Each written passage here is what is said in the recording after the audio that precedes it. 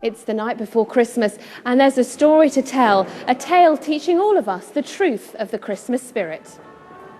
And as tales of Christmas go, well, they don't get much better than this. Merry Christmas, Uncle. God save you. Bah! Humbug! Oh, I'm sorry with all my heart to find you so resolute, but I'll keep my Christmas humour to the last, so... Merry Christmas, Uncle, and a Happy New Year. Blah! Good afternoon! The tradition of performing a Christmas carol as a one-man show dates back to the times of Charles Dickens himself, who'd give solo public readings. Scrooge, having his key in the lock of the door, saw in the knocker not a knocker, but Marley's face. The show is 80 minutes long, and that's a lot of lines. It's been 3 months' work, just plugging them in constantly, sitting down, going mad at times. But it's lovely. It's now it's really off the page now, so it's like I'm really enjoying it. Yeah. And making the characters different. Yeah. I mean, that again must be quite a challenge in a show all on your own. Well, you know what? I love the characters. Mrs. Cratchit lays the cloth. Ooh, lovely. All the characters are so beautiful and vivid, and I just love when they come into the story. I love doing them. You know, they're just fabulous. But finding that he turned uncomfortably cold when he began to wonder which of the curtains this spectre would draw back, he turned them aside, everyone himself, with his own hands, and lying down, established a sharp lookout all around his bed, for he did not wish to be taken by surprise and made nervous. Doing a show on your own, have you ever done anything like that before? No. Right. So if anything goes wrong, you're on your own. Yeah, that's right. You are. You're on your own.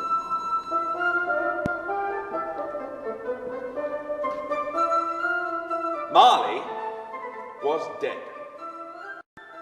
To begin with, once upon a time, and of all the good days in the year, on Christmas Eve, old Scrooge sat busy in his counting house. It was cold, bleak, biting weather, foggy withal. Scrooge and Marley's, I believe. Have I the pleasure of addressing Mr. Scrooge or Mr. Marley? Mr. Marley's been dead these 7 years. He died 7 years ago this very night. I am sure his liberality will be well represented by his surviving partner. At this festive season of the year, Mr. Scrooge, it is more than usually desirable to make some slight provision for the poor and destitute, who suffer greatly at the present time. Many thousands are in want of common necessaries. Hundreds and thousands are in want of common comfort, sir. Are there no prisons?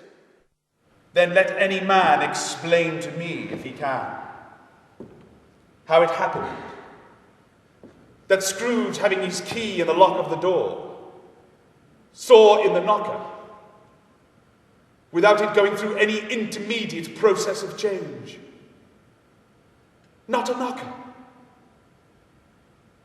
but Marley's face.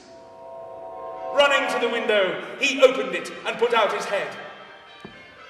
No fog, no mist, clear, bright, stirring, jovial cold, cold piping for the blood to dance to, golden sunlight, heavenly skies, sweet fresh air, merry bells, oh, glorious! Scrooge called down to a boy in Sunday clothes.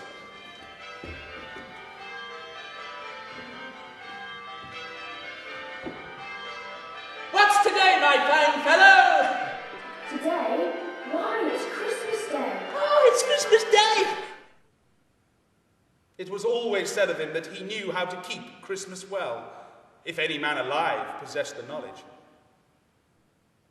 May that truly be said of us, and all of us. And so, as Tiny Tim observed, God bless us, everyone